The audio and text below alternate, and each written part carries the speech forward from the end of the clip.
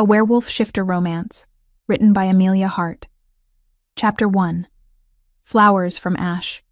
Sarah scrubbed the stone floor of the temple's great hall with movements that had become automatic over 21 years.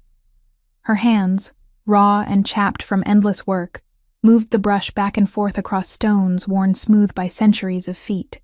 The water in her bucket had long since gone cold, mixing with the grime she was supposed to be cleaning away. But she didn't dare ask for fresh water. Not after this morning. Her ribs ached with every breath.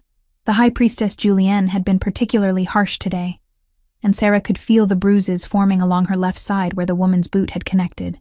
The crime? Sarah had entered the sanctuary chamber to light the morning candles. It was one of her assigned duties, had been for years, but this morning the High Priestess had been praying when Sarah arrived. "You dare profane this sacred space with your cursed presence?" Julienne had hissed, her voice cold as winter stone. "The goddess turns her face from you, and yet you walk where only the pure should tread." The beating that followed had been thorough and methodical. Julienne never left marks where others could see them. She was careful that way, precise in her cruelty.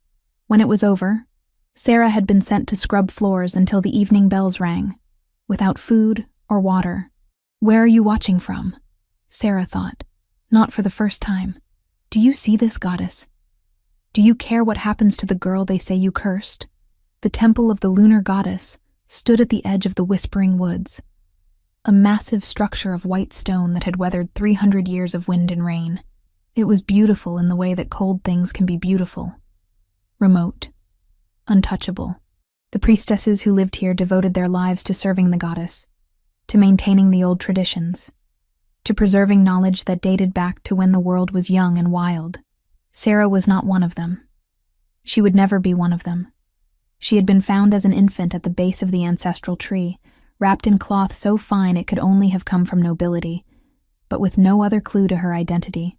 The tree itself had been dead for 3 centuries, ever since the last Luna had been burned for heresy against the goddess. Some said the tree had died the same day the Luna did, that it screamed as the flames consumed her, and then simply stopped living. The priestesses had taken Sarah in, because it was their duty to care for foundlings, but they had never let her forget that she was different, cursed. A child left at the feet of a dead tree could be nothing else. "The goddess marked you the day you were born," Julienne had told her more than once. "Why else would your parents abandon you in such a place? They knew you carried darkness." Sarah had stopped arguing years ago. She had stopped hoping that things might change, that she might prove herself worthy of kindness. She simply survived, day after day, doing the work no one else wanted to do and staying invisible whenever possible. The evening bells finally rang, their clear notes echoing through the temple halls. Sarah's arms trembled as she dumped her dirty water in the waste channel outside the kitchen and rinsed her bucket at the pump, her stomach cramped with hunger. She hadn't eaten since yesterday evening, but that wasn't unusual. The priestesses ate first, and Sarah received whatever was left. Sometimes that meant a heel of bread and watery soup. Sometimes it meant nothing at all. Tonight, when she entered the kitchen through the servant's door, she found Priestess Bet setting aside a covered bowl. "Quickly," Bet whispered, glancing toward the main hall where the other priestess were finishing their meal. "Before Julienne comes." Sarah took the bowl with shaking hands. Inside was real stew, thick with vegetables and chunks of meat. Her eyes burned with unexpected tears. "Thank you," she managed. Bet's weathered face softened. She was perhaps 45, one of the younger priestesses, and unlike the others, she had never treated Sarah with open cruelty. Small kindnesses like this were rare and precious. "It's your birthday, child," Bet said softly. 21 years today. You deserve something warm." Sarah had forgotten. In the endless sameness of her days, dates held little meaning, but Bet was right. 21 years ago today, someone had left her at the base of a dead tree and walked away forever. "Eat in the stables," Bet added. "Don't let the others see." Sarah nodded and slipped out through the kitchen door into the cold evening air. The stables were her home, such as it was. She slept in the loft above the horses, buried under old blankets that smelled of hay and animal warmth. It was cold in winter and sweltering in summer, but it was hers. No one bothered her there. She ate slowly, savoring every bite, trying to make it last. The meat was tender, the vegetables seasoned with herbs from the temple garden. It was the best meal she'd had in months, maybe years. When the bowl was empty, she set it aside and lay back on her pile of blankets, staring up at the rough wooden beams of the stable roof. 21 years old, an adult by any measure. Yet she had no more freedom than she'd had as a child. She belonged to the temple, would belong to it until she died. There was nowhere else for her to go. No family to claim her. No future beyond these walls. The despair that lived constantly in her chest rose up like a wave, threatening to drown her. She pressed her hands against her face, trying to breathe through it, trying not to let it consume her completely. Maybe they're right, she thought. Maybe I am cursed. Maybe there's something fundamentally wrong with me. Something that makes me unworthy of love or belonging or any sort of normal life. She must have fallen asleep because she woke to the sound of raised voices from the temple. Julienne's voice, sharp with anger, cut through the night. She has become too comfortable, too bold, entering the sanctuary as if she has any right to stand on sacred ground. Another voice, quieter, replied. Sarah couldn't make out the words, but she recognized Bet's tone. I will not debate this, Julienne snapped. Tomorrow she will be reassigned to the fields. Let her break her back in the sun where she cannot pollute our holy spaces. Sarah's breath caught. The fields meant 12-hour days of backbreaking labor. It meant exposure to summer heat and winter cold. It meant even less food, because she would be too exhausted to make it to the kitchen in time for scraps. It meant, quite possibly, dying slowly of exhaustion and starvation. Something inside her snapped, not with anger or defiance, but with a quiet, final resignation. She couldn't do this anymore. She couldn't survive another day of being treated as less than human, of being blamed for circumstances beyond her control, of being punished simply for existing. Sarah climbed down from the loft, her body moving without conscious thought.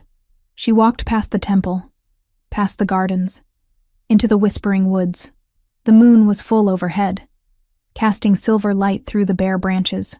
She knew where she was going. She had always known, on some level, that she would end up here eventually. The ancestral tree stood in a clearing at the heart of the woods. It was massive, its trunk wide enough that 10 people holding hands couldn't encircle it. But it was dead, had been dead for 300 years. The bark was gray and cracked, the branches bare and skeletal against the night sky. Nothing grew near it. Even the grass seemed to avoid its roots. Sarah had been brought here as a child, when she was old enough to understand.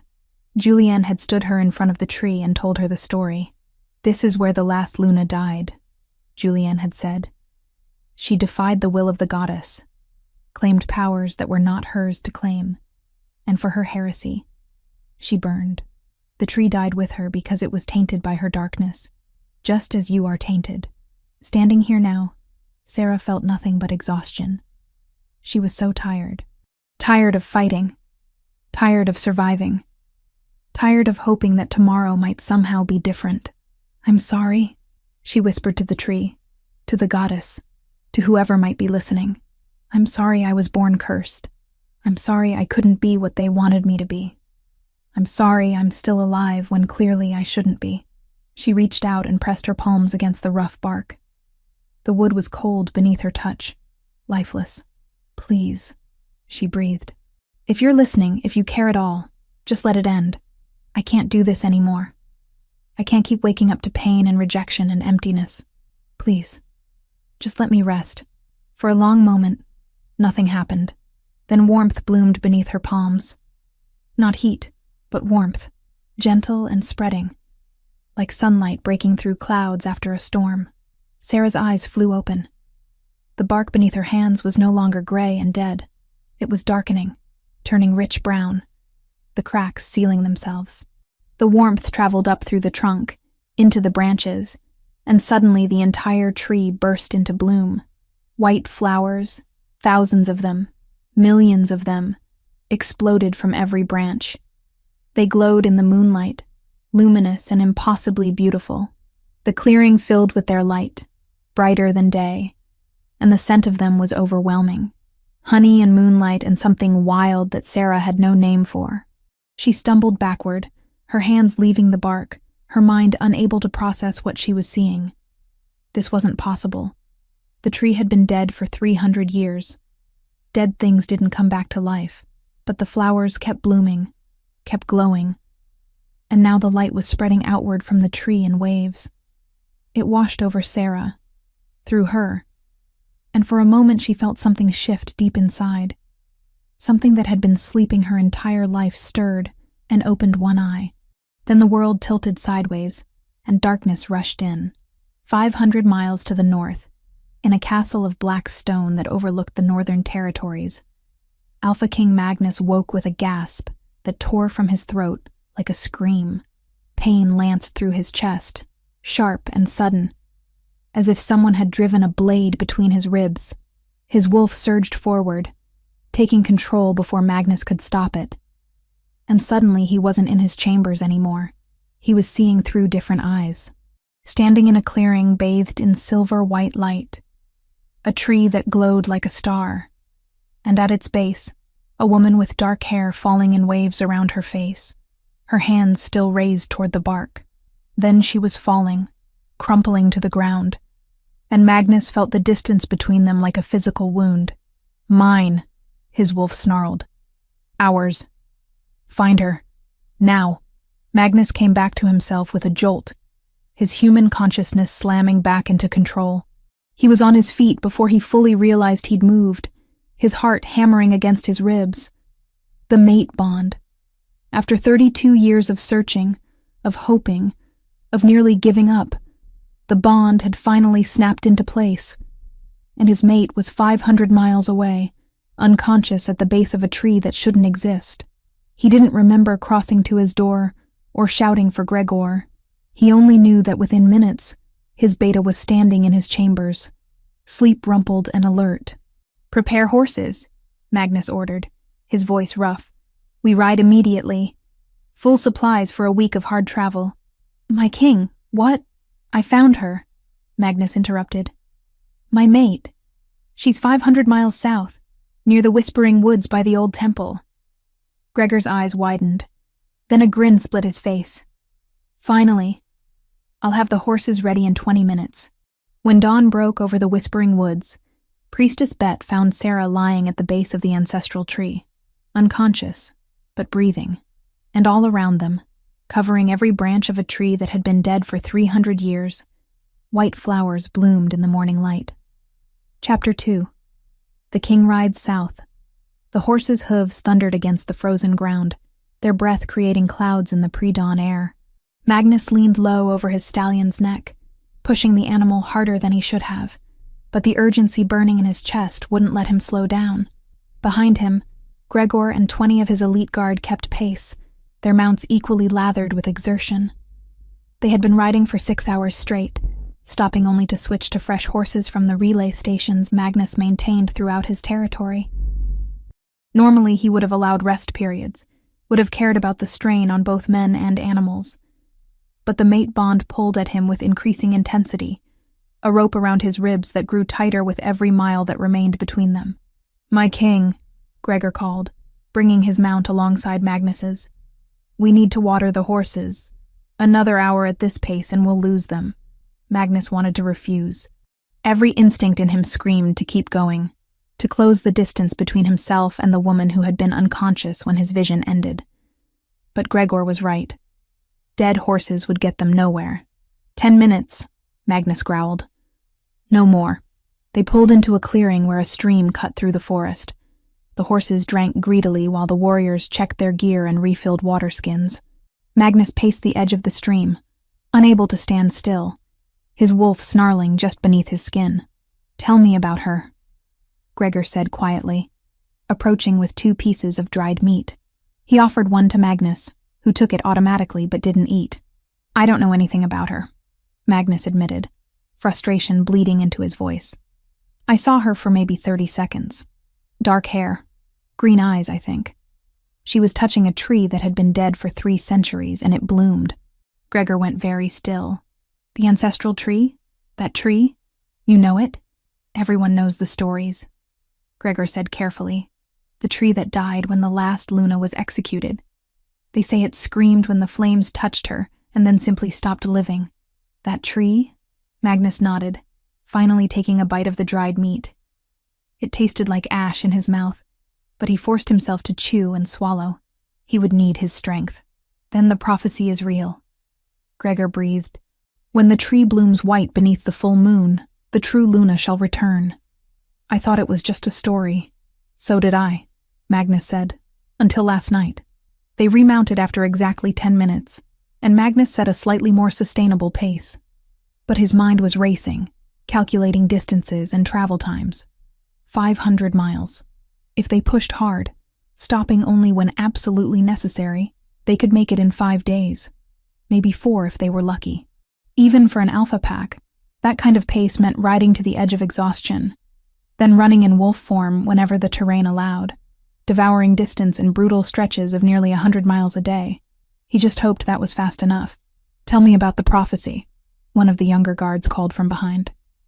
What does it mean? Magnus glanced at Gregor, who nodded.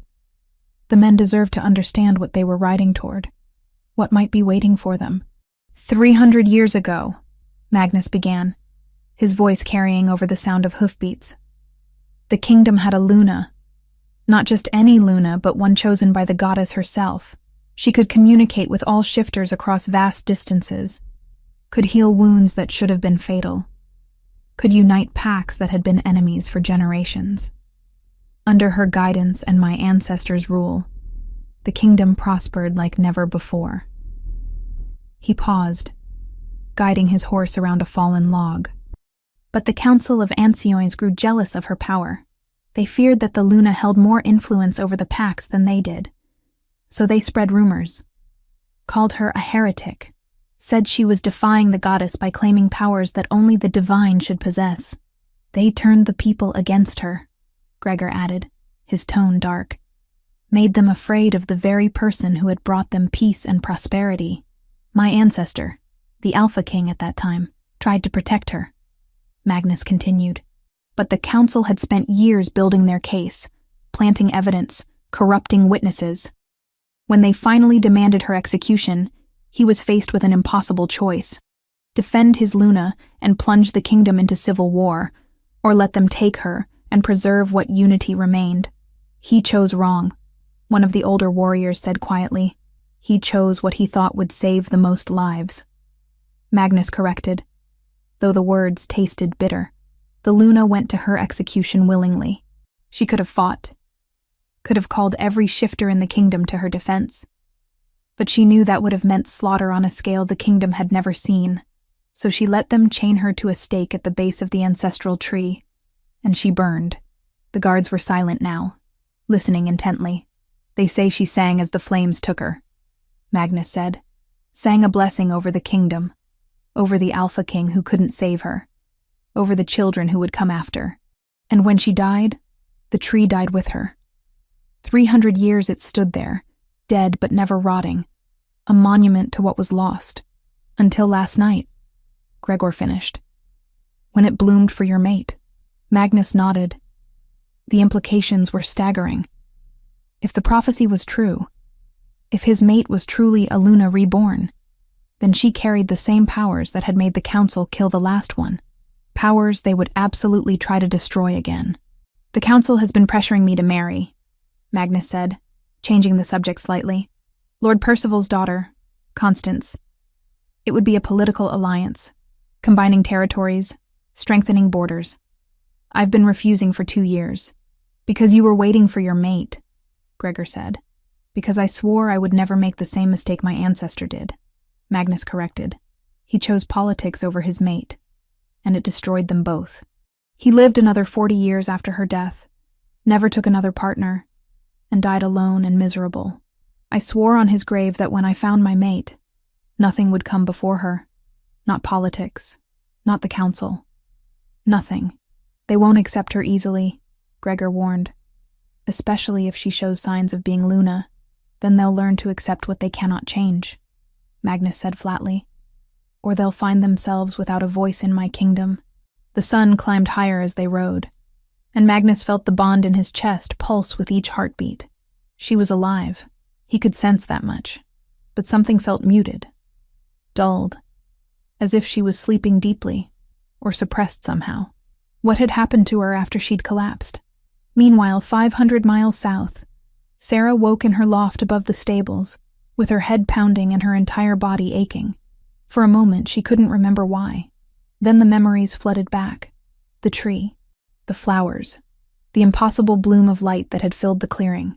She sat up too quickly, and immediately regretted it as the world spun. Her hands flew to her head, trying to steady herself, and that's when she noticed they were shaking. Not from weakness, but from something else. Energy. Power. Something that thrummed just beneath her skin like a second heartbeat. "Easy," Bet's voice came from the ladder. "You've been unconscious for 2 days. Don't move too fast." 2 days? Sarah's eyes widened. She'd lost 2 entire days. Betty climbed into the loft carrying a tray with bread, cheese, and water. Her weathered face was creased with worry. "What happened?" Sarah croaked, her throat dry as sand. "I found you at the base of the ancestral tree," Bet said, setting the tray beside Sarah. The tree that's been dead for 3 centuries was covered in white flowers. They're still blooming. The whole forest glows at night. Sarah's hands trembled harder. "I touched it. I just wanted the pain to stop. I didn't mean to—" "Hush," Betty interrupted, pressing the water cup into Sarah's hands. "Drink first. Then we'll talk." Sarah obeyed, gulping the cool water gratefully. When the cup was empty, Bet refilled it from a pitcher. "News of the flowering has spread," Bet said quietly, glancing toward the stable entrance as if expecting someone to appear. "Riders have come from 3 villages already. Everyone wants to see the miracle. Julienne is furious. She's been interrogating everyone, trying to find out who touched the tree." "She doesn't know it was me?" Sarah asked. "I didn't tell her. I carried you back before dawn, before anyone else saw. But Sarah, you're changing. I can see it. Your eyes are brighter. You're stronger. Yesterday, when you were unconscious, you gripped my wrist so hard you left bruises, and you didn't even wake." Sarah looked down at her hands, flexing her fingers. Bet was right. She could feel it. Something fundamental had shifted inside her. Her senses were sharper. She could hear conversations from the temple clearly, even though they were 50 yards away. Could smell the horses below her with such clarity she knew which stall each one stood in without looking. And the dreams. She'd had dreams while unconscious. Dreams of a man with storm-gray eyes and dark hair. Dreams where she wasn't alone, where someone was coming for her, where rough hands held her gently, and a deep voice promised she was safe. "Who is he?" Sarah whispered. "Who?" Bet asked. "The man with gray eyes. I keep seeing him, feeling him, like he's real somehow." Betty's expression shifted to something between wonder and fear. "The mate bond. It's manifesting already." "What?" Before Bet could answer, footsteps approached the stable. Heavy boots and the clink of armor. Bet's face went pale. "Hide," she hissed. "Under the blankets. Now." Sarah burrowed beneath the old blankets just as voices echoed below. "Check everywhere," a rough voice commanded. "Lord Percival wants the witch found before the Alpha King arrives." Sarah's breath caught. Mercenaries. And they were looking for her. 300 miles north. Magnus felt his mate's fear spike through the bond like a blade. His wolf snarled, trying to take control, trying to force them faster. "She's in danger," he told Gregor. "We need to move faster. We're already killing the horses," Gregor protested. "Then we'll run as wolves," Magnus said. "Leave the supplies. We go now." And with that, the Alpha King and his elite guard shifted. 21 massive wolves racing south toward a woman none of them had met, but who their king would die to protect. Chapter 3. Fire and Transformation. The mercenaries arrived on the 3rd day after the flowering, riding hard through the temple gates with weapons drawn and faces grim. There were 8 of them, battle-scarred men who wore mismatched armor and carried themselves with the casual cruelty of those who killed for coin. Their leader was a thick-necked brute named Garrick, who dismounted and strode directly toward the temple entrance without bothering to knock. "Where is the high priestess?"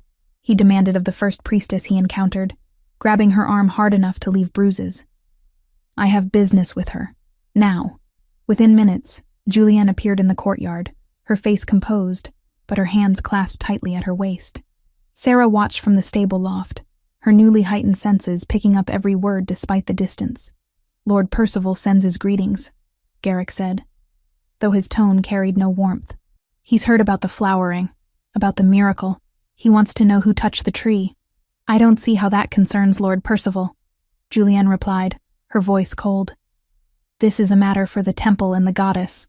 Garrick smiled, showing teeth stained brown from chewing tobacco. "Lord Percival believes witchcraft is involved. When a tree that's been dead for 3 centuries suddenly blooms, that's not a miracle. That's dark magic, and his lordship wants the witch found before the Alpha King arrives and makes things complicated." Sarah's breath caught. The Alpha King was coming? The man from her dreams? "Search the grounds," Garrick ordered his men. "Question everyone. Someone knows something." The mercenaries spread out, and Sarah watched in growing horror as they began dragging priestesses from their duties, shouting questions, threatening violence. One grabbed Priestess Agnes by her hair and shook her until she wept. Another kicked over the prayer altar in the sanctuary, scattering sacred objects across the floor. Bet appeared at the base of the stable ladder, her face pale and urgent. "Come," she whispered. "We need to get you to the cellars. Now." Sarah climbed down quickly, her hands shaking. Bet led her through the back passages of the temple, moving quickly but quietly. The cellars were beneath the main building, cool stone chambers where the priestesses stored preserves and dried goods for winter. There was a storage room at the very back, hidden behind shelves of grain sacks. "Stay here," Bet urged, moving sacks to create a space where Sarah could hide. "Don't make a sound. I'll come back when they're gone." "Bet, I'm sorry," Sarah whispered. "I didn't mean to cause this. I didn't know." "Hush. None of this is your fault." Betty squeezed her hand once, hard, then hurried back toward the stairs. Sarah crouched in the darkness behind the grain sacks, trying to control her breathing. She could hear everything happening above. The mercenaries moving through rooms, the frightened voices of priestesses, the crash of furniture being overturned. Then she heard Julienne's voice, sharp and clear. "Stop this immediately. You're desecrating holy ground." "Then tell us who touched the tree," Garrick replied. "Give us the witch, and we'll leave your temple in peace." There was a pause. A long, terrible pause. "There is a girl," Julienne said finally. "A foundling we took in 21 years ago. She was left at the base of the ancestral tree as an infant. We always knew she carried darkness." No, Bet wouldn't have told. Which meant Julienne had figured it out on her own, or had suspected all along. "Where is she?" Garrick demanded. "I don't know. She sleeps in the stables usually, but find her." Sarah heard boots thundering through the temple, heard them searching the stables, the kitchens, the gardens. It was only a matter of time before they thought to check the cellars. She tried to think. Could she run? But where? The forest was vast, but she had no survival skills, no knowledge of how to live wild, and something inside her, that new awareness that had awakened when she touched the tree, was screaming that running was the wrong choice, that she needed to stay, that he was coming. Who? The man with gray eyes. The Alpha King. Footsteps descended the cellar stairs. Heavy boots on stone. Sarah pressed herself deeper into the shadows, barely breathing. "Check every room," Garrick ordered. "The witch is down here somewhere. I can smell fear." They methodically searched each chamber, getting closer, closer. Then hands grabbed her from behind, yanking her out from the grain sacks. She tried to fight, but the mercenary was stronger, experienced in handling struggling captives. He dragged her up the stairs and out into the courtyard where Garrick waited. "This her?" he asked Julienne. The high priestess looked at Sarah with something between disgust and fear. "Yes, that's the cursed one." Bet stood frozen near the sanctuary entrance, her face stricken. "No," she breathed. "Julienne, you can't." "She brought darkness to our temple," Julienne interrupted, her voice shaking slightly. "The goddess has shown us the truth. A child left at the feet of death, raised in the shadow of heresy. We should have cast her out years ago." "You're condemning an innocent girl," Bet said, her voice breaking. "I'm protecting our order," Julienne replied. "Lord Percival was right. This is witchcraft, not miracle. Garrick smiled his horrible smile. We'll take her to the village square. Let the people see what happens to those who traffic with dark powers. Maybe it'll remind them to stay loyal to proper authority. They bound Sarah's wrists behind her back and threw her into a cart. The ride to the village took less than an hour, but it felt eternal. Sarah's mind raced, trying to understand what was happening. How had her life gone from invisible servitude to public execution in the span of 3 days? 3 days since the dead tree had exploded into impossible bloom. 3 days for awe to curdle into fear, and for fear to be parceled out as entertainment. The village square was packed with people by the time they arrived. Word had spread quickly. The witch who made the dead tree bloom was being brought to justice. Villagers lined the square, their faces a mix of fear and morbid curiosity. In the center of the square stood a wooden stake driven deep into the ground. Around its base, someone had piled kindling and larger logs, an execution pyre. Sarah's legs gave out when she saw it. The mercenaries dragged her forward, tied her to the stake with rough rope that bit into her skin. She could smell the oil they'd poured on the wood, could see the torch Garrick held, flames dancing in the afternoon sun. By the authority of Lord Percival, acting on behalf of the kingdom's safety, this woman is condemned for witchcraft, Garrick announced. She corrupted the ancestral tree with dark magic and threatens the natural order. Let her burn as a warning to others who might follow her path. I didn't do anything wrong, Sarah gasped, finding her voice at last. I just touched the tree. I was praying. I didn't know. Witches always claim innocence, Garrick interrupted. He lowered the torch toward the kindling. Bet pushed through the crowd, her robes tangled around her legs. Stop this! She's innocent. The flowering was a blessing from the goddess, not witchcraft. Restrain her, Garrick ordered, and 2 villagers grabbed Bet, holding her back despite her struggles. The torch touched the oil-soaked wood. Flames leaped upward with terrifying speed, consuming the kindling, reaching for the larger logs. Heat rolled over Sarah in waves. Smoke filled her lungs. She could feel the fire climbing higher, getting closer to her feet. Terror unlike anything she'd ever known crashed through her. This was death. This was the end. She was going to burn like the Luna had burned 300 years ago. And no one would save her. Something inside her screamed in rage and denial. A voice that wasn't quite her own, that felt ancient and powerful and absolutely furious. No. We do not burn. We are not prey. We are wolf. Power exploded through Sarah's body. Her bones cracked and reformed. Her muscles tore and rebuilt themselves stronger. Her senses sharpened until she could hear every heartbeat in the square, smell every drop of fear sweat, see every minute detail of the scene before her. Her eyes blazed golden, bright as the flames below. Fangs descended from her gums, sharp and deadly. Her fingers elongated into claws that shredded the ropes binding her, as if they were made of spider silk. The transformation was incomplete, arrested halfway between human and wolf. But it was more than sufficient. Sarah tore free from the stake with a strength that shouldn't have been possible. She leaped clear of the flames, landing in a crouch before the stunned crowd. A sound emerged from her throat that was neither human scream nor wolf howl, but something between, something primal and terrifying. The crowd panicked. People scattered in every direction, screaming, trampling each other in their desperation to flee. Even the mercenaries backed away, their weapons suddenly forgotten. Sarah didn't wait to see what they would do next. Instinct drove her toward the forest, toward darkness and cover and safety. She ran on legs that worked differently now, muscles that moved with inhuman speed and power. Behind her, she heard Garrick shouting orders, but his voice faded quickly. The forest swallowed her. She crashed through underbrush, ducked beneath low branches, splashed across a stream without slowing. She ran until her lungs burned and her newly transformed body began to fail, until the adrenaline wore off and the burns from the fire made themselves known with searing agony. She collapsed in a cave, barely conscious, her body shifting back toward human form in painful spasms. The burns covered her feet and ankles where the flames had touched.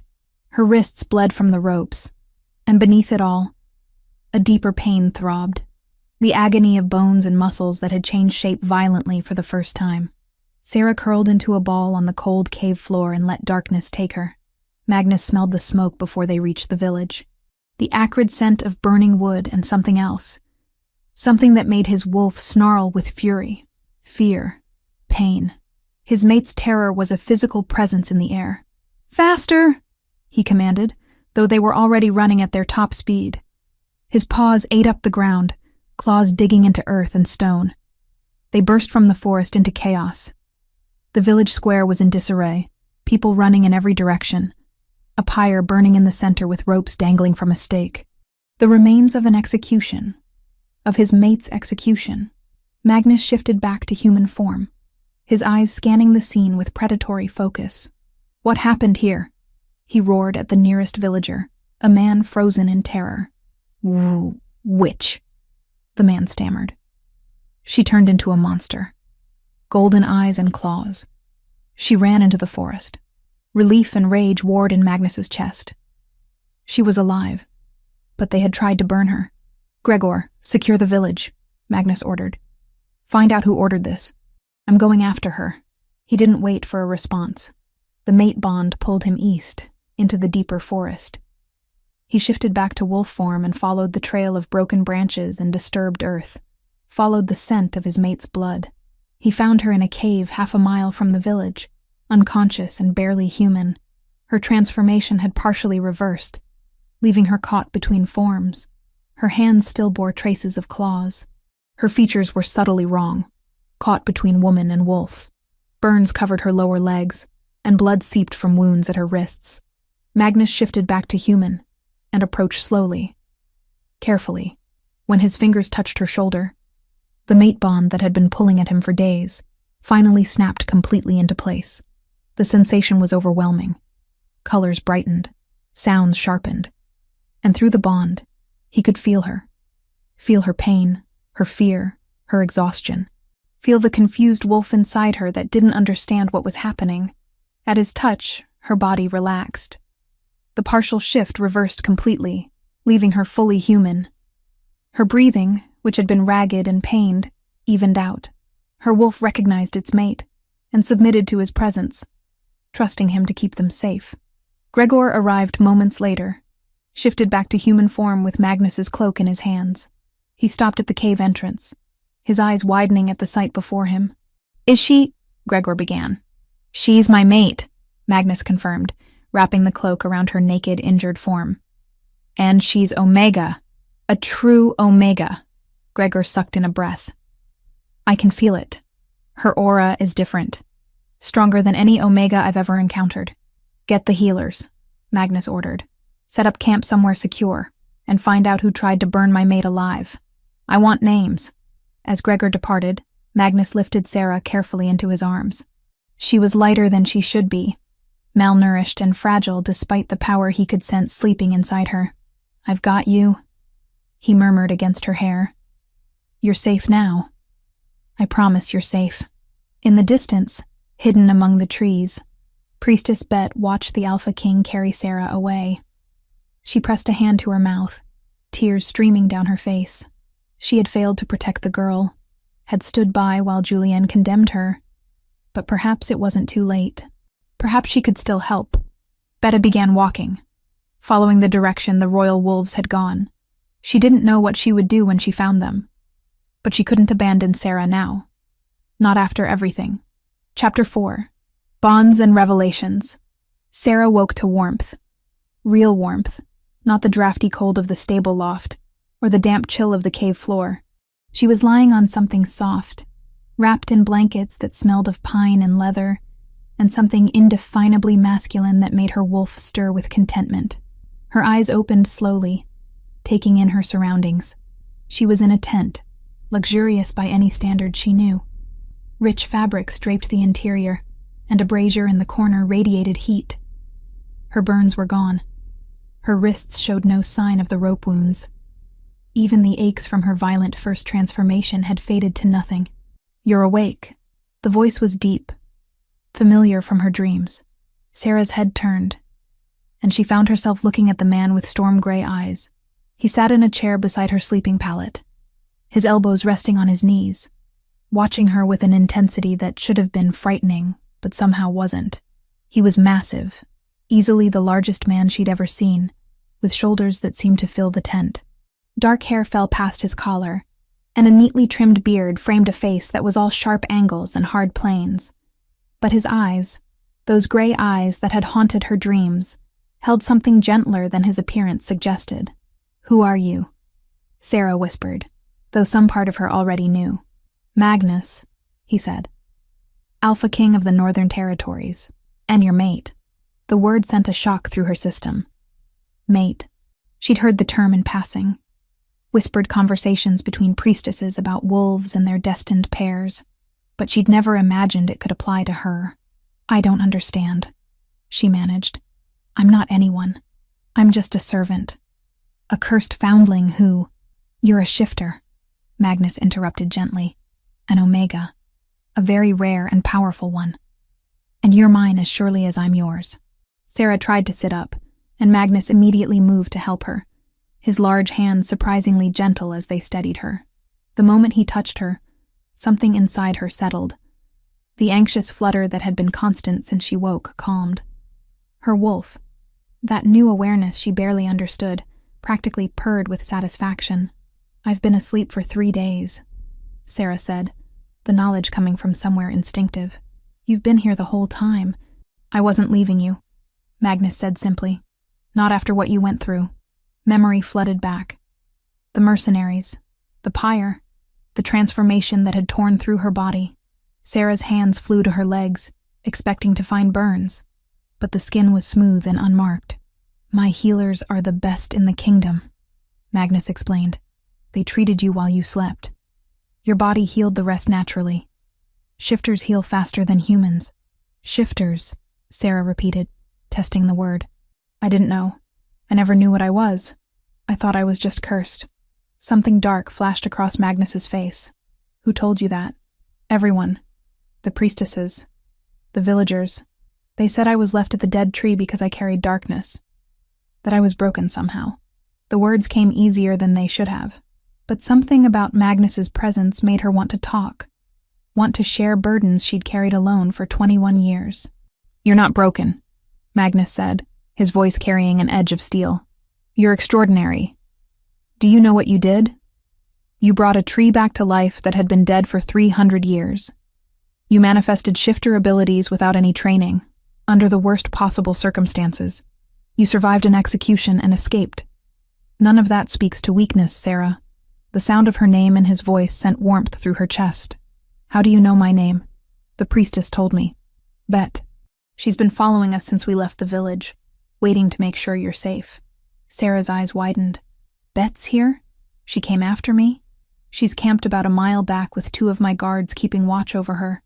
She wanted to see you, but I needed you to wake first, to understand what's happening before we add more complications. Then explain," Sarah said, drawing the blankets closer around herself. "Because I don't understand any of this. I don't understand what I am, or why you're here, or what any of this means." Magnus settled back in his chair, his gray eyes never leaving her face. 300 years ago, there were Lunas, special omegas chosen by the goddess to help guide and unite the shifter packs. They had abilities beyond normal omegas. They could communicate across vast distances, heal terrible wounds, sense danger before it struck. The last Luna was my ancestor, and she was executed by the Council of Ancients who feared her power. The tree died when she did," Sarah whispered, remembering the stories. "Yes, and it stayed dead until you touched it. Until you, in your desperation and pain, called out to the goddess, and she answered. The prophecy says when the tree blooms white beneath the full moon, the true Luna shall return.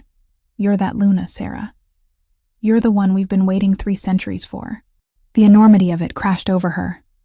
"No, that's not possible. I'm nobody. I can't even read. I've spent my entire life scrubbing floors and being told I'm worthless. I can't be some prophesied Luna. The goddess doesn't make mistakes," Magnus said firmly. "And neither does the mate bond." "What is the mate bond exactly?" Sarah asked. "I keep feeling things, emotions that aren't mine." And when you touch me, everything feels right in a way nothing ever has before. The mate bond is a connection between destined pairs, Magnus explained. It's chosen by the goddess, and it's absolute. When you're near your mate, you feel safe, complete. When you're apart, there's an ache, a pull toward them. You can sense their emotions, especially strong ones, and over time, as the bond strengthens, the connection deepens. Is that why I kept dreaming of you, even before we met? Yes, the bond was forming even across 500 miles. I felt you too. The moment you touched that tree and it bloomed, I woke feeling like someone had driven a blade into my chest. I saw through my wolf's eyes directly to you, and I knew exactly where you were and that you needed me. Sarah absorbed this, trying to reconcile the fairy tale with her reality. You said something about the council, about them having power over your choice of mate. Magnus's jaw tightened. The Council of Ancients advises the Alpha King on matters of state. By ancient law, they have the right to veto a royal mate if they can prove the union would harm the kingdom. They used that power 300 years ago to execute the last Luna, claiming she was dangerous, and I won't let them do the same to you. But if they have that power, they'll try. Magnus interrupted. Lord Percival especially. He's been pushing me to marry his daughter Constance for 2 years. A political alliance that would give him more influence over the throne. Finding out I have a mate, especially one who manifests Luna abilities, will make him desperate. Desperate men do dangerous things. Sarah's mind raced. The mercenaries. The ones who tried to burn me. They said they were working for Lord Percival. I know. Gregor is interrogating them now. We'll have proof of his conspiracy before we reach the capital. Magnus leaned forward, his elbows on his knees again. Sarah, I need you to understand something. This journey back to the capital will take about 5 days. During that time, I want to teach you about what you are, about your abilities, about the world you're entering. But I also need you to decide if you want this. If you want me. I thought the mate bond was absolute, Sarah said, confused. It is. I'll never want another woman. You're mine in every way that matters. But you have to choose to accept that. I won't force you into anything. You've spent 21 years having choices made for you, being told you're worthless and cursed. I won't add to that by demanding you accept a bond you didn't ask for. The honesty in his words struck something deep inside her. What if I said no? What if I wanted to leave? Pain flashed across Magnus's face, quickly hidden. Then I would let you go. I would give you money, protection, a place to live far from the politics of court. I would make sure you were safe and cared for. And I would spend the rest of my life alone, because there's no one else for me now. But you would be free. Sarah stared at him. This powerful Alpha King who could command thousands, who could take whatever he wanted by force. And he was offering her freedom, offering her choice. I don't want to leave, she heard herself say. I'm terrified of all of this. I don't understand it. But when you're near me, I feel less afraid. When you touch me, I feel like I can breathe properly for the first time in my life. I don't know if that's the mate bond or something else, but I don't want it to stop. Magnus's expression transformed, the hardness melting into something that looked almost like relief. Then we'll take this slowly, one day at a time. And I swear to you, Sarah, I will never let anyone hurt you again. Over the following days, as they traveled toward the capital, Sarah's education began in earnest. Gregor proved to be a patient teacher, explaining the basics of shifter society while Magnus rode alongside, occasionally adding details or corrections. There are 3 primary designations, Gregor explained on the second day as they rode through forested hills.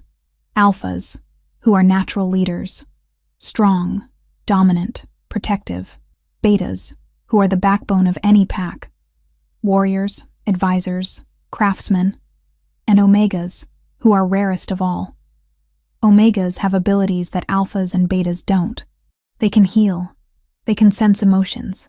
They can calm aggression in ways that prevent conflicts from turning bloody. But I didn't know any of this, Sarah protested. I never shifted until the pyre. I never felt any abilities. Because you were suppressed, Magnus said from beside her. His horse walked close enough that their legs occasionally brushed, and each contact sent warmth through Sarah's body. Malnutrition, abuse, constant stress. All of it can prevent a shifter from manifesting, especially in Omega. Your body was trying to survive, and shifting takes enormous energy. It wasn't until you were faced with death that your wolf had no choice but to emerge. Sarah thought about this. At the temple, I always felt different, like something inside me was sleeping. I thought it was just the curse. It was your wolf, Gregor said, waiting for the right moment. That night, as they made camp in a clearing, Sarah noticed Magnus watching her with an intensity that made her skin prickle with awareness. She'd grown accustomed to his presence over the past 2 days, but there were moments when she would catch him staring at her with an expression she couldn't quite name. Hunger, maybe, or longing. "You're staring," she said quietly as she sat near the fire, wrapped in one of his cloaks. Magnus didn't look away. "I'm memorizing you. The way you move. The way firelight catches in your hair. The fact that you're real and alive and here. Why do you sound surprised that I'm alive? Because when I saw that pyre, when I smelled the smoke and knew they'd tried to burn you, something inside me broke," Magnus admitted. "I thought I'd lost you before I ever really found you." Sarah's breath caught at the raw honesty in his voice. "I was so scared. I thought I was going to die the way the Luna did. Burning and alone." "You're not alone anymore," Magnus said fiercely. "And you never will be again." On the 3rd day, Magnus showed her his scars. They were setting up camp, and Sarah had been helping arrange supplies when she'd seen the crisscross of white lines across his back through his open shirt. "What happened?" she asked before she could stop herself. Magnus stilled, then slowly turned to face her. "My mother happened. Or rather, what the council did to her." He sat down on a fallen log and gestured for Sarah to join him. When she was settled beside him, he continued, "My mother was Luna, not as powerful as you'll be, but Luna nonetheless. She could sense danger, could calm conflicts, could heal minor wounds. The council feared her influence over my father. So when I was 12 years old, they poisoned her, made it look like a wasting sickness. I watched her die over 6 months, getting weaker every day, and I couldn't do anything to stop it." "Magnus," Sarah breathed, her hand finding his without conscious thought. "I knew it was poison," he continued, his voice rough with old pain. "I could smell it on her, in her food, in her water, but I was a child. No one believed me, and by the time my father finally listened, it was too late. She died in his arms, and he never forgave himself for not protecting her." "The scars?" Sarah prompted gently. "After she died, I became obsessed with being stronger. I trained constantly, pushed myself beyond any reasonable limit. These scars are from those years. From fighting opponents who were too skilled for me. From refusing to give up even when I should have. I swore on her grave that when I became Alpha King, I would never make the same mistake my father did. I would never choose politics over my mate. I would never let the council dictate who I loved or how I protected what was mine." Sarah looked at this powerful man beside her and suddenly understood the weight he carried. "You're afraid you'll fail me the way your father failed your mother." "Every single day," Magnus admitted. "Because the same people who killed her still sit on the council, still hold power, and they'll see you as the same threat they saw in her. Then we'll face them together," Sarah said, surprising herself with the conviction in her voice. "I don't know how to be Luna. I don't know how to navigate politics or court intrigue, but I know how to survive. And I won't let them take what's mine." The possessiveness in her words seemed to strike something in Magnus. His gray eyes blazed, and suddenly the space between them felt charged with electricity. "Say that again," he commanded, his voice dropping lower. "I won't let them take what's mine," Sarah repeated, meeting his gaze steadily. Magnus leaned closer, his hand coming up to cup her face. "You're accepting the bond. Truly accepting it." "I'm terrified," Sarah admitted. "But yes, you're mine, Magnus, and I'm yours. Whatever that means, whatever comes next, I choose this. I choose you." The kiss that followed was inevitable. Magnus's lips met hers with a gentleness that contradicted his size and power. It was a claiming, yes, but also a promise. a vow that she was precious, protected, valued in ways she'd never been before. When they broke apart, both breathing hard, Magnus rested his forehead against hers. I want you. The bond wants to be consummated, but not yet. Not until you're safe in my territory, behind walls that can't be breached, with guards who would die before letting anyone harm you. When I make you fully mine, it will be because you choose it freely, not because we're on the run from enemies. Sarah nodded, understanding even as her body protested the delay. 1 more day until we reach the capital. 2, Magnus corrected, and then the real battle begins. Behind them, hidden in the trees, Priestess Bet watched the exchange with tears in her eyes. The girl she'd tried so hard to protect had found someone who would move mountains to keep her safe. Perhaps, after all the pain and fear, Sarah was finally where she was meant to be.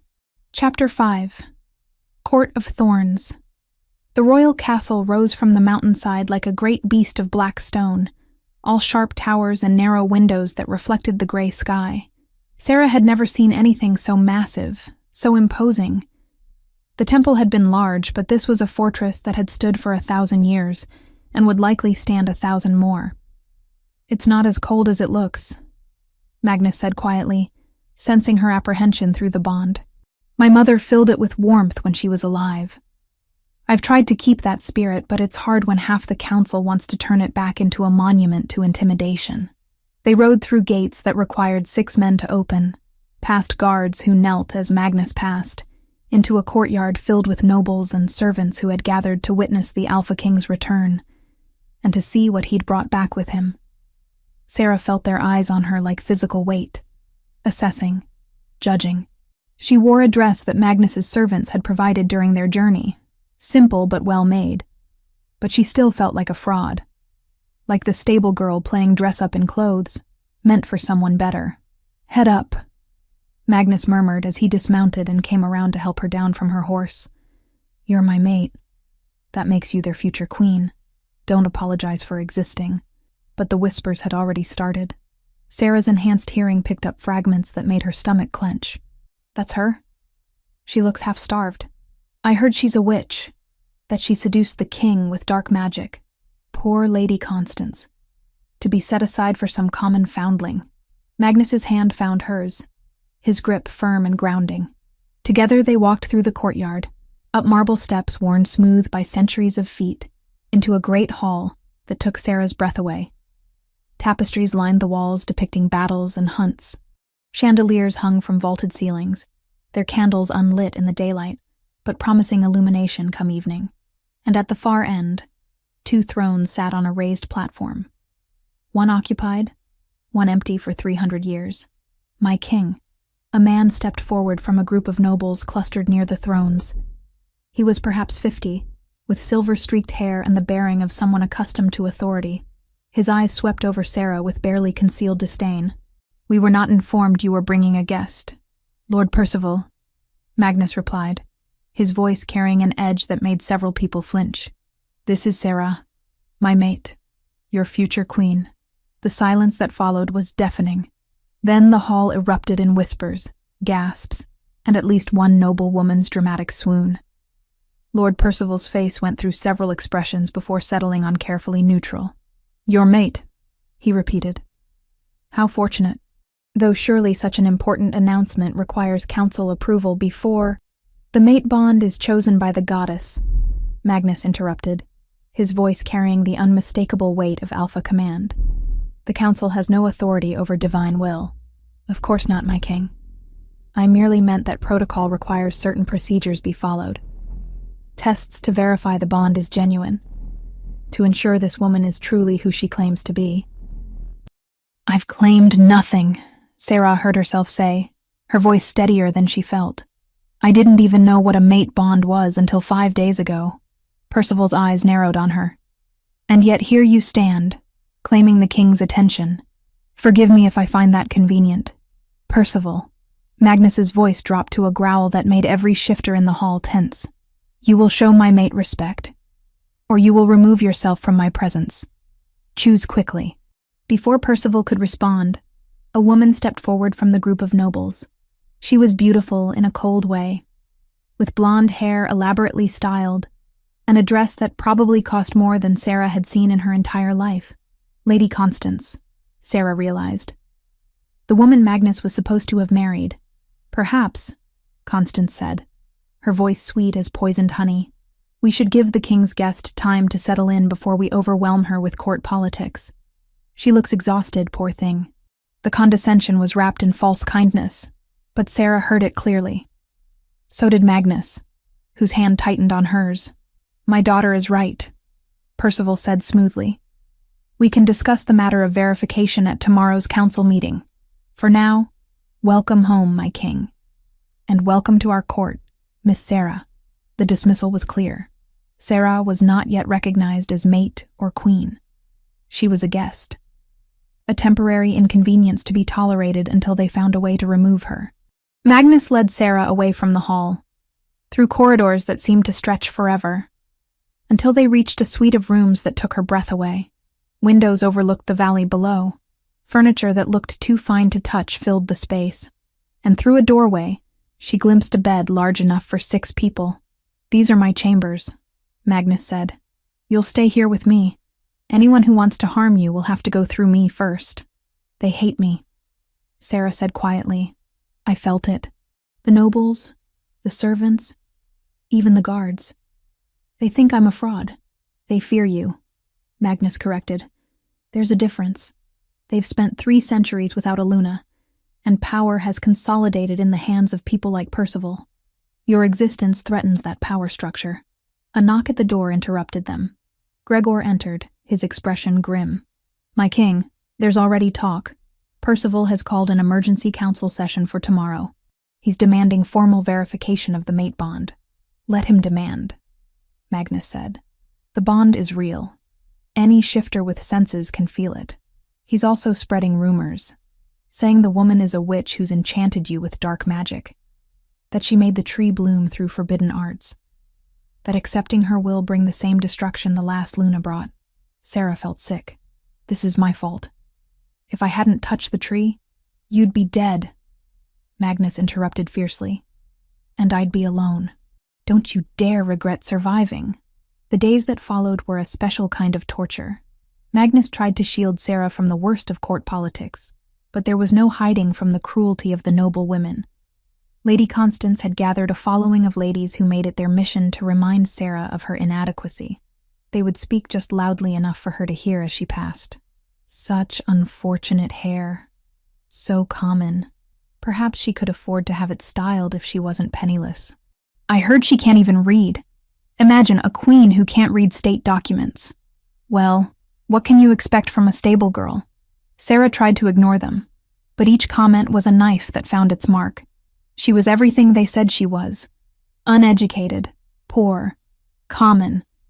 What right did she have to stand beside Magnus? The public banquet came 3 days after their arrival. Magnus had warned her it would be a test, but she hadn't understood what that meant until Lord Percival stood and called for silence. Given the concerns raised by many council members about the legitimacy of this supposed mate bond, Percival announced, his voice carrying across the hall, I propose a simple verification, a test that any Luna would pass without difficulty. Magnus's hand found Sarah's beneath the table, squeezing in silent support. 3 centuries ago, the last Luna was accused of witchcraft, of using dark magic to manipulate the Alpha King. The test used then was simple. True servants of the goddess, blessed by her light, can touch blessed silver without harm. Witches, however, burn. A servant approached carrying a tray. On it lay a silver circlet, ornate and clearly ancient. This crown was blessed by the high priestess of the lunar temple 300 years ago. Let the girl touch it. If she's truly chosen by the goddess, she has nothing to fear. Every eye in the hall turned to Sarah. She could feel Magnus's fury through the bond, his desire to refuse, to protect her from this humiliation. But she also understood. If she refused, they would call her a coward, would say her fear proved her guilt. I'll do it, Sarah said quietly. She stood, forcing her legs to remain steady, and walked to where the servant held the tray. The silver circlet gleamed in the candlelight, beautiful and dangerous. Around her, nobles leaned forward, hungry to see her fail. Sarah reached out and touched the silver. Nothing happened. No burn. No pain.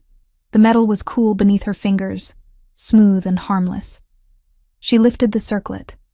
Holding it up so everyone could see, she wore no gloves, no protection. Just her bare hands against blessed silver that should have burned a witch to the bone. The hall erupted in shocked murmurs. Percival's face went through several expressions before settling on forced politeness. Well, that certainly confirmed something. But Sarah could see his mind working, already planning his next move. The silver test had backfired. He needed a different approach. The weeks that followed brought a different kind of attack. Subtle rumors. Whispered suggestions that perhaps Sarah had found a way to trick the silver test. That witches had grown more sophisticated in 3 centuries. That her very presence was causing unrest in the kingdom. Then Priestess Bet arrived. She came to the castle on a gray morning, travel-worn and exhausted, demanding to see Sarah. The guards might have turned her away, but Magnus had left orders that anyone from the temple should be brought to him immediately. Sarah, Bet breathed when they were finally reunited in Magnus's chambers. Thank the goddess. I've been traveling for weeks trying to find you. She pulled a small object from her robes. A medallion on a tarnished chain. This was with you when you were found. I kept it hidden all these years because I was afraid of what it meant. But you need to know the truth. Magnus took the medallion, turning it over in his hands. His face went very still. This is the Luna bloodline crest. This exact symbol hung in the council chamber until they destroyed it after the last Luna's execution. Sarah is descended from her. Betta confirmed. Direct bloodline. That's why the tree responded to her touch. That's why she manifests Luna powers. She is the prophesied return. The implications were staggering. Sarah wasn't just any Luna. She was the heir to the woman who had been executed, the direct continuation of a bloodline everyone thought had ended. Percival will try to kill her, Gregor said flatly. The moment he learns this, he'll move from political maneuvering to direct action. She's not just a threat to his power. She's a threat to everything the council built after the last Luna died. Then we keep this quiet, Magnus decided, until we have enough evidence to destroy Percival politically. Betta, you'll stay here as Sarah's companion. Gregor, double the guards on our chambers, and someone find out where Percival's men are at all times. But they were already too late. The assassins came 3 nights later, silent as shadows, slipping past guards who had been drugged with something in their evening meal. They moved through the castle with the confidence of men who had inside knowledge of patrol routes and shift changes. Sarah woke to Magnus's growl and the sound of steel leaving its sheath. She rolled from the bed instinctively, her new shifter reflexes saving her as a blade whistled through the space where her head had been. 3 men in dark clothing, faces covered, weapons gleaming in the moonlight streaming through windows. Magnus was already engaging 2 of them, his sword moving with lethal grace, but the third was focused entirely on Sarah. She backed away, her wolf rising to the surface, preparing to shift. But the assassin was faster. He lunged, blade flashing, and Magnus moved to intercept. The blade, coated in something dark and poisonous, caught Magnus across the ribs. He stumbled, his sword falling from suddenly nerveless fingers. Sarah saw his face go gray, saw him collapse to his knees. Magnus! The scream tore from her throat. The assassin came at her again, but something in Sarah snapped. Power she hadn't known she possessed erupted outward in a wave that sent the man flying across the room. The other 2 assassins froze, their weapons clattering to the floor as they clutched their heads, overwhelmed by the psychic force of her rage. But Sarah barely noticed them. She was on her knees beside Magnus, her hands already moving to his wound. The poison was spreading. She could see dark veins crawling up his chest toward his heart. No, she whispered. No, you don't get to die. You promised to keep me safe. You don't get to leave me. Her hands began to glow. Golden light, warm and bright, poured from her palms into his wound. She could feel the poison, could sense it destroying his body from within. So she did what instinct demanded. She pulled it out. The pain of absorbing aconite poison was indescribable. It felt like liquid fire in her veins, like her blood was boiling, like every nerve in her body was being shredded. But she didn't stop. She pulled the poison from Magnus's body into her own, purified it with golden light, burned it away with Luna fire she hadn't known she could create. Magnus's color returned. His breathing steadied. The dark veins faded, and Sarah collapsed beside him, unconscious before she hit the floor. Chapter 6. Crown of Light.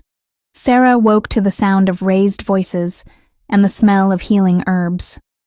Her body ached in ways she'd never experienced, a deep exhaustion that went beyond physical tiredness. It felt like she'd burned through every reserve of energy she possessed. She's been unconscious for 4 days. Gregor's voice came from somewhere nearby.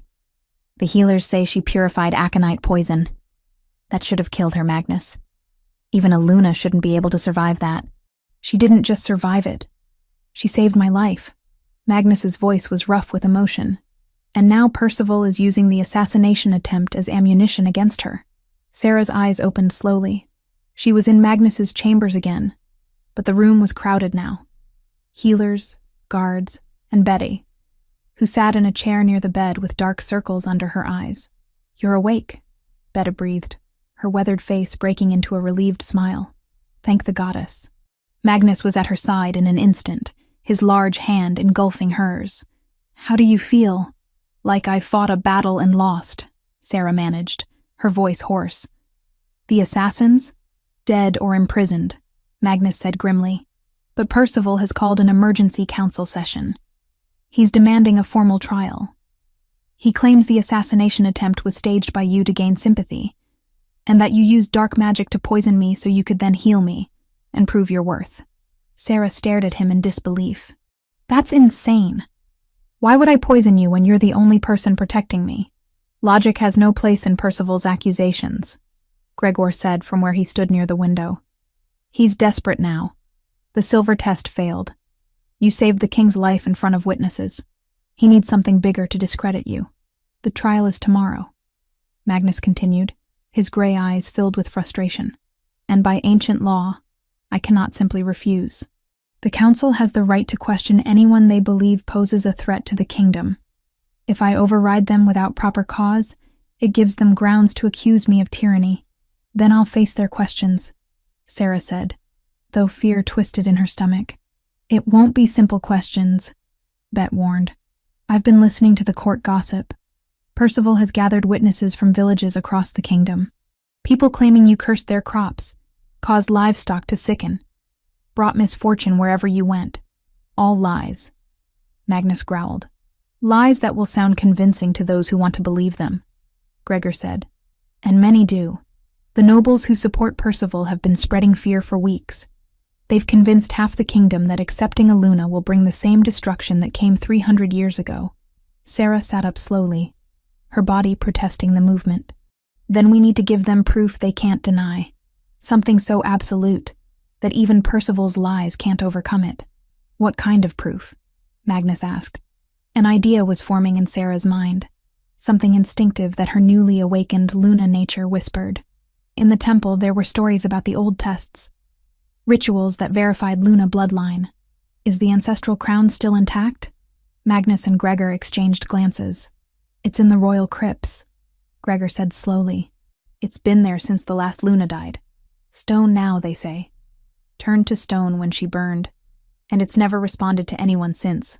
Take me to it," Sarah said. "After the trial," Magnus insisted.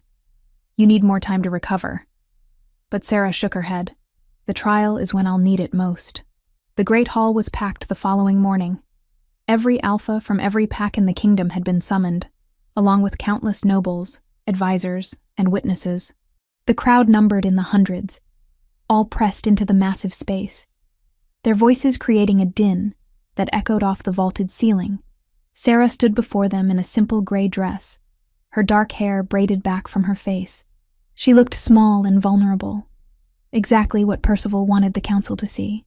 Magnus sat on his throne, his face an impassive mask, but Sarah could feel his fury and fear through their bond.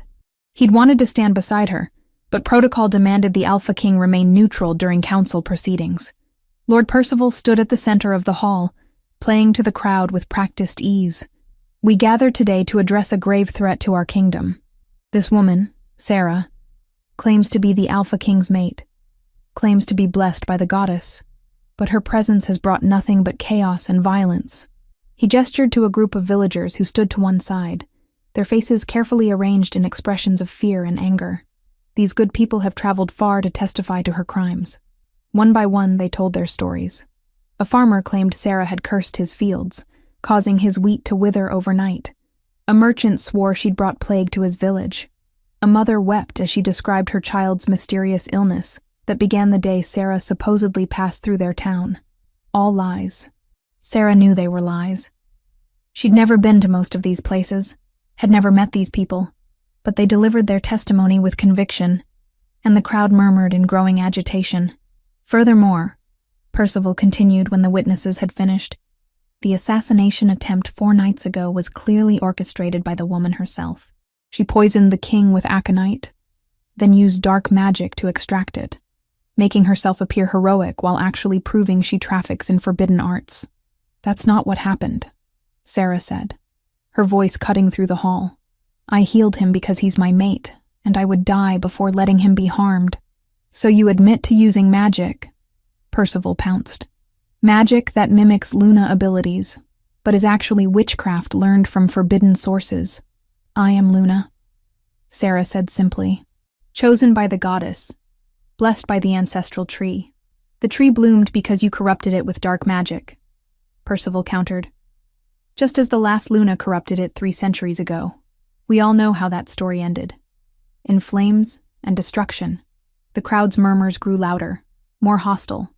Sarah could feel their fear, their anger, their willingness to believe she was dangerous. The evidence is overwhelming, Percival declared. This woman is a threat to our kingdom, to our king, to everything we've built. I move that she be sentenced to death, her body burned, and her ashes scattered so she cannot corrupt our lands further.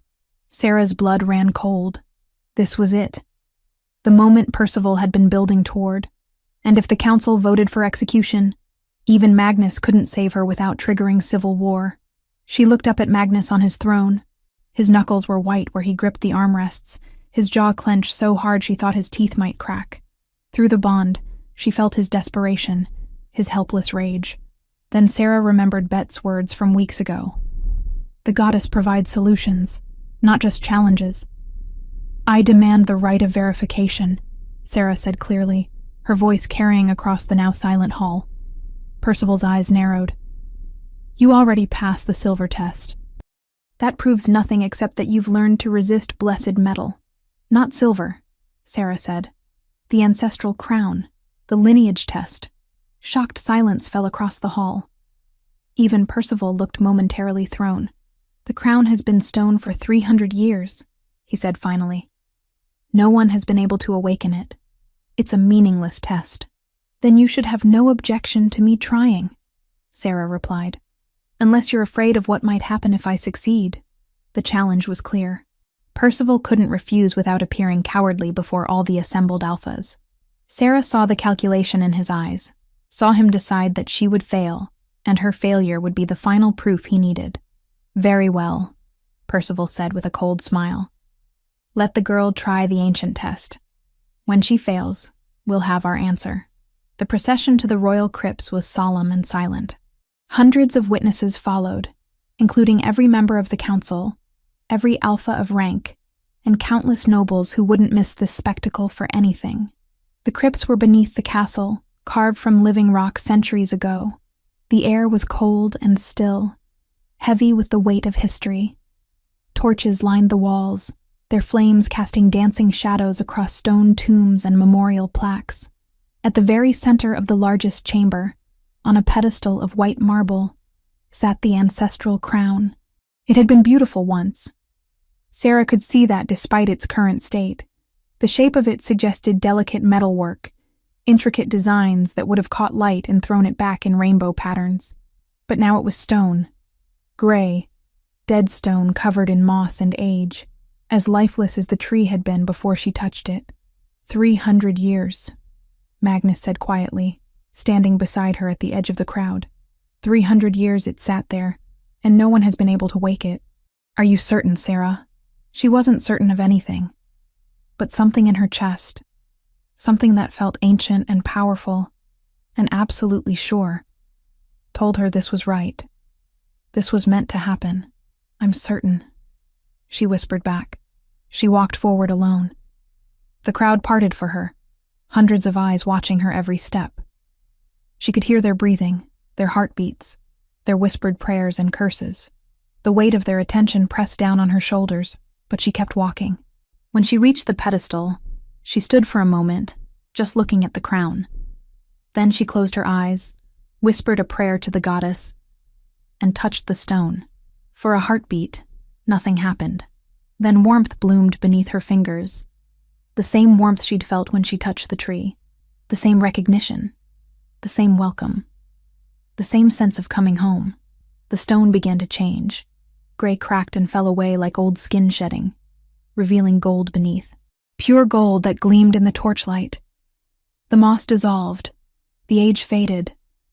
And suddenly the crown wasn't stone anymore, but living metal, beautiful and whole and radiating power that made every shifter in the room gasp.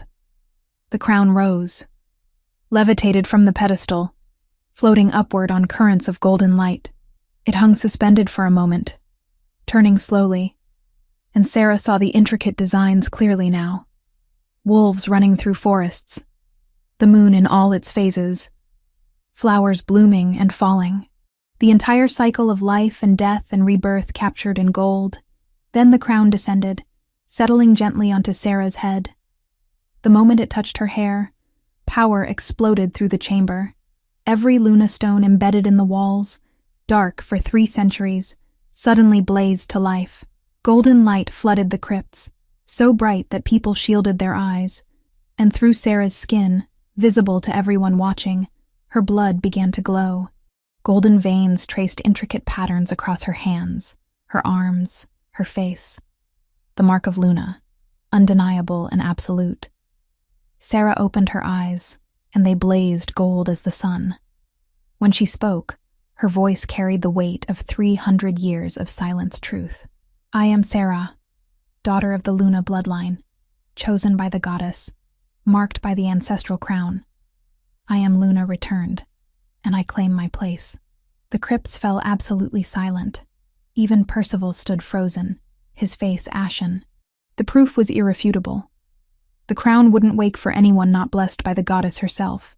The Luna stones wouldn't light for anyone not of true bloodline. And no witch, no matter how powerful, could make their blood glow gold. One by one, the alphas dropped to their knees, then the nobles, then even the common witnesses who'd been paid to testify against her. They knelt because instinct demanded it, because their wolves recognized Luna and could do nothing else. Magnus was the last to kneel, and when he did, his voice rang out clear and absolute.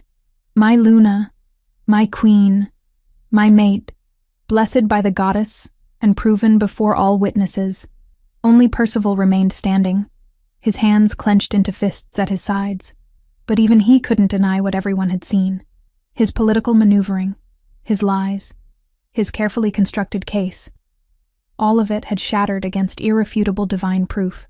Sarah looked at him, the crown resting easily on her head as if it had been made for her, and spoke words she knew he would never forget. You tried to burn me once. The goddess disagreed. Try again, Lord Percival, and see what happens to those who defy her will. The threat was clear, and in that moment, with golden light still emanating from her skin and the ancient crown blazing on her head, no one in that chamber doubted she could back it up. Chapter 7. Queen of Dawn. The celebration of Sarah's verification lasted only hours before Percival's final desperate move revealed itself. Sarah was in Magnus's chambers, still wearing the ancestral crown that refused to leave her head, when Gregor burst through the door with a face like thunder. Bet's been taken, he said without preamble. Percival's men grabbed her from the guest quarters. They left this. He handed Magnus a sealed letter. The Alpha King's face went cold as stone as he read. Then he passed it to Sarah without a word. The message was brief and brutal. Your Luna may have proven her bloodline, but bloodlines mean nothing to dead women. Priestess Bet will burn at dawn unless the girl renounces her claim and leaves the kingdom forever. Come alone to Percival's manor, or her death will be on your conscience. Sarah's hands shook as she lowered the letter. He's insane. The entire kingdom just saw the crown accept me. The council recognized me as Luna. What does he think this will accomplish? He's cornered, Magnus said, his voice deadly calm. Cornered animals are the most dangerous. If he can force you to leave voluntarily, he can claim you were never truly committed to the role, that you abandoned us when tested. It would plant doubt, weaken your legitimacy. Then I'll go, Sarah said immediately. I won't let Bet die because of me. Absolutely not, Magnus growled. It's a trap. He'll kill you both. Then what do we do? Sarah demanded. She came all this way to protect me, to give me the truth about my bloodline. I can't abandon her. Gregor was already moving toward the door. I'll gather warriors. We storm Percival's manor. Free Bet by force. He'll kill her the moment he sees you coming, Sarah said, her mind racing. He needs leverage, and a dead hostage has no value. But he'll use her death as a final strike if he knows he's lost. She stood, pacing the chamber, the crown on her head feeling heavier than gold should. Something was pulling at her awareness, a whisper of possibility. During the verification, when the Luna stones had blazed to life, she'd felt something, a connection, like threads extending from her to every stone in the castle. In the kingdom, the Luna stones, she said slowly. When I touched the crown, all of them activated. I could feel them. They're connected to me somehow. Magnus's eyes sharpened. The old texts say Luna could communicate through the stones, send messages across vast distances, share visions, broadcast truth to every shifter in the kingdom simultaneously. I don't know how to do that, Sarah protested. You didn't know how to purify aconite poison either, Gregor pointed out. Your Luna abilities manifest when you need them most. Sarah closed her eyes, reaching for that connection she'd felt in the crypts. At first, there was nothing. Then, like finding a thread in darkness, she sensed it. A network of light spanning the entire kingdom, every Luna stone a node in a web that had been dormant for 3 centuries. Take me back to the crypts, she said. To the stones there. They're the strongest. They moved quickly through the castle, guards falling in around them. The crypts felt different now, warmer somehow. Welcoming. The Luna stones embedded in the walls pulsed with gentle light, responding to her presence. Sarah approached the largest stone, the one directly behind where the crown had rested. When she placed her hands on its surface, power flooded through her. Not overwhelming like the poison had been, but vast, limitless, a conduit to every shifter consciousness in the kingdom. What if I can show them? Sarah breathed. Not just tell them Percival is guilty, but show them. The stones hold memories. 300 years of watching, recording. If I can access those memories, find evidence of his crimes, can you do that without destroying yourself? Magnus asked, his hand on her shoulder, grounding her through their bond. I don't know, but Bet is going to die if I don't try. She closed her eyes and let her consciousness sink into the stone. Images flooded her mind. Centuries of history played out in flashes. Coronations and funerals. Wars and celebrations. And there, more recent, memories that made her blood run cold. Percival in a darkened room, counting gold coins with mercenaries. The girl must not reach the capital. Make it look like rogues. Percival meeting with the assassins who'd attacked Magnus. The king is the only thing protecting her. Remove him, and the council will support my claim that she must be eliminated. And older. Much older. Percival as a younger man, slipping something into a cup of wine. A beautiful woman with Magnus's eyes accepting the cup with a grateful smile. Magnus's mother. The Luna who'd been slowly poisoned over 6 months. Sarah gasped, pulling slightly back from the flood of images, but she'd seen what she needed. Evidence that couldn't be denied or explained away. Now she just needed to share it. She reached out through the network of stones, finding the threads that connected to every shifter consciousness in the kingdom. It was like learning to sing a song she'd always known, but never performed. Natural once she stopped fighting it. Everyone needs to see this, she whispered. Every shifter in the kingdom. Now. And then she broadcast. Across the kingdom, every shifter stopped what they were doing. In villages and cities, in forests and fields, in Percival's manor where Bet sat bound in a cell awaiting dawn, in the castle where nobles were still discussing the crown verification. Every shifter's mind was suddenly filled with images. Percival's crimes played out in undeniable clarity.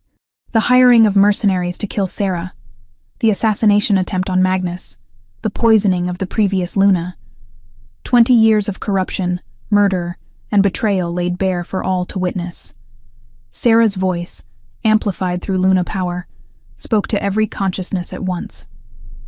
Lord Percival has betrayed his king, his kingdom, and the goddess herself.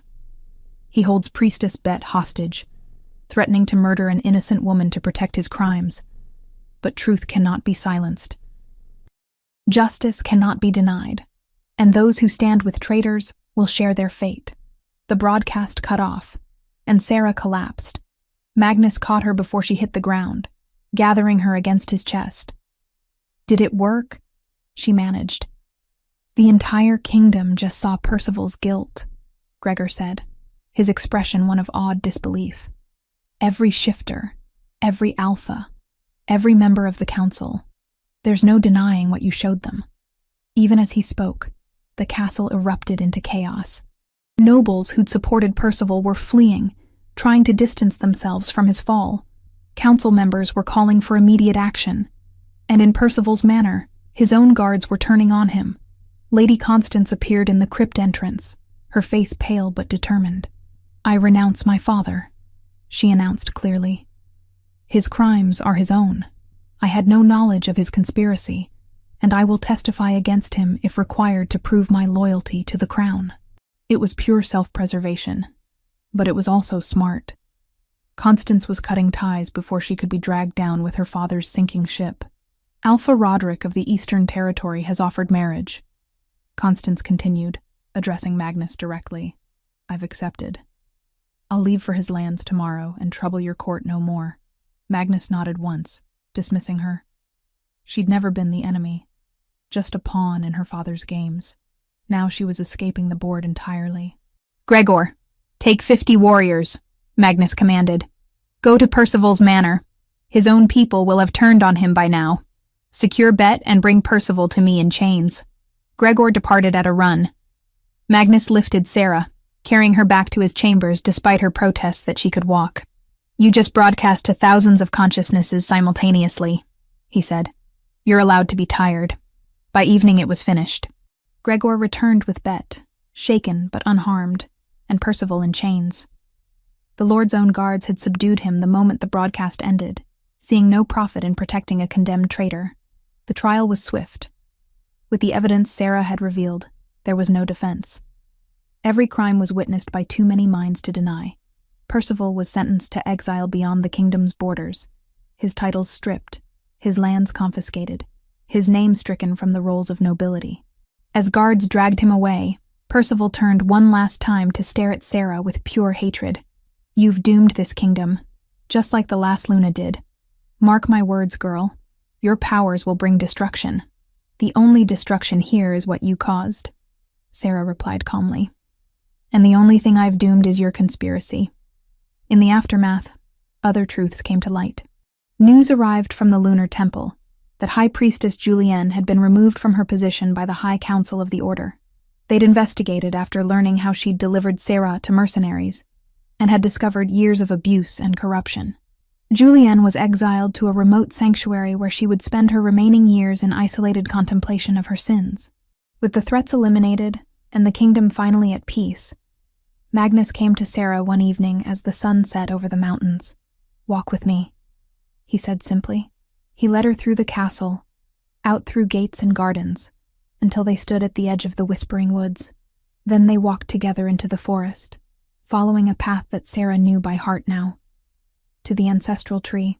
It stood in the clearing, covered in white flowers that glowed in the twilight, beautiful and alive, a monument to second chances and divine will. "Sarah," Magnus said, taking her hands in his, "you are Luna. You are queen. The kingdom has recognized you. The goddess has claimed you, and the crown has accepted you.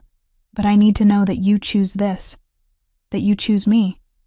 Not because of prophecy or duty or political necessity, but because you want this life, this bond, this future. Sarah looked up at him, this powerful alpha king who'd crossed 500 miles to save her, who'd fought councils and conspiracies to protect her, who looked at her like she was his entire world. I was nobody, she said quietly, a cursed foundling who thought she deserved nothing. But you've shown me I deserve everything. Love, purpose, belonging. You've given me a home, Magnus. Not just a place, but a feeling of finally being where I'm meant to be. So yes, I choose this. I choose you. I choose us. Magnus's smile was like sunrise. He pulled a ring from his pocket, simple gold with a moonstone that caught the light. Then be my queen. Truly. Completely. Stand beside me. Rule with me. Build a future with me. Yes, Sarah said, her voice steady and sure. Yes to all of it. The claiming ceremony was held beneath the ancestral tree 3 days later. Every alpha in the kingdom attended, along with countless nobles and common folk who'd traveled to witness history. Sarah wore white, her dark hair flowing loose down her back, the ancestral crown resting on her head. Magnus stood beside her in formal attire, looking every inch the king he was. The ritual was ancient, spoken in words that predated the kingdom itself. When Magnus marked her, completing the mate bond that had been building since the night the tree bloomed, power exploded between them. Golden light that made the flowers on the tree glow brighter, energy that rippled outward in waves. And then the tree did something impossible. Seeds formed in seconds, glowing like tiny stars. They lifted from the branches, thousands of them, floating upward on currents of magic. Then they dispersed, carried on winds that blew in every direction, spreading across the entire kingdom. Where the seeds landed, blessing followed. Crops that had been failing revived. Sickness lifted. Old grievances between packs dissolved. The goddess's favor, made manifest through her returned Luna. That night, in chambers that belonged to both of them now, Magnus and Sarah finally consummated their bond. It was gentle and fierce, tender and consuming, everything their connection had promised it would be. When it was done, when they lay tangled together in the aftermath, Sarah felt complete in a way she'd never imagined possible. I love you, she whispered into the darkness. I love you, Magnus replied, pulling her closer. My Luna, my queen, my everything. And outside their windows, across the entire kingdom, white flowers bloomed on trees that had never borne such blossoms before, the goddess's blessing on a love that had saved them all. Chapter 8. Roots and Blossoms. 6 years had passed since the claiming ceremony beneath the ancestral tree, and the kingdom barely resembled the fractured, fearful place it had been. Spring had returned once more, bringing with it the annual flowering of the great tree, and today the air thrummed with celebration. 4 years had passed since the birth of her twins, the quieter miracle that had turned a fragile new crown into a family. Sarah stood in the garden courtyard, watching her 4-year-old twins race through the newly planted flower beds with the focused determination only children possessed. Marin, her son, all dark hair and gray eyes like his father, was currently attempting to climb a stone bench while declaring himself king of the garden. Lyra, her daughter with Sarah's green eyes and wild spirit, was gathering fallen blossoms into her apron, chattering to them as if they could answer. "Mama, look," Lyra called, running over with her collection of white petals. "The tree gave me presents again." Sarah knelt, accepting the flowers with appropriate reverence. "They're beautiful, little moon. What will you do with them?" "Give them to the new children," Lyra said seriously. Sister Bet always said flowers make people feel welcome. The mention of Bet brought the familiar ache to Sarah's chest, but it was gentler now, softened by time and good memories. The priestess had lived 2 peaceful years in the castle before passing in her sleep, surrounded by the children she'd helped Sarah teach. They'd buried her beneath the ancestral tree, and Sarah visited the grave every week, bringing flowers and sharing stories of the school that had grown beyond anything either of them had imagined. "That's very kind," Sarah said, stroking her daughter's hair. "Bet I would be proud of you." A warm presence appeared at her back, and Magnus's arms wrapped around her waist, pulling her against his chest. Their mate bond hummed with contentment, as it always did when they were close. "The delegation from the Eastern Territory has arrived," he murmured against her ear. "They've brought 10 more orphans. Omegas, mostly, taken from abusive situations." Sarah nodded, her heart swelling with purpose. Over the past 6 years, she'd established a network of sanctuaries across the kingdom using funds confiscated from Percival's estates and his co-conspirators. Safe houses where abused Omegas could flee, where orphans could find home, where anyone cast aside by their pack could start again. The Luna's school had begun as a simple reading circle in the castle gardens, but it now had branches in every major settlement, teaching children regardless of rank or origin. "I'll greet them myself," Sarah said. "Lyra, come. We have new friends to welcome." Her daughter's face lit up, and she grabbed Sarah's hand, practically dragging her toward the castle entrance. Marin abandoned his bench kingdom to follow, not wanting to miss anything important. The children from the Eastern Territory looked exactly as Sarah had once looked: thin, fearful, with eyes that expected cruelty from every direction. The youngest, a boy who couldn't be more than 5, clutched a tattered blanket and refused to meet anyone's gaze. Sarah knelt before him, making herself small and unthreatening. "Hello? My name is Sarah. What's yours?"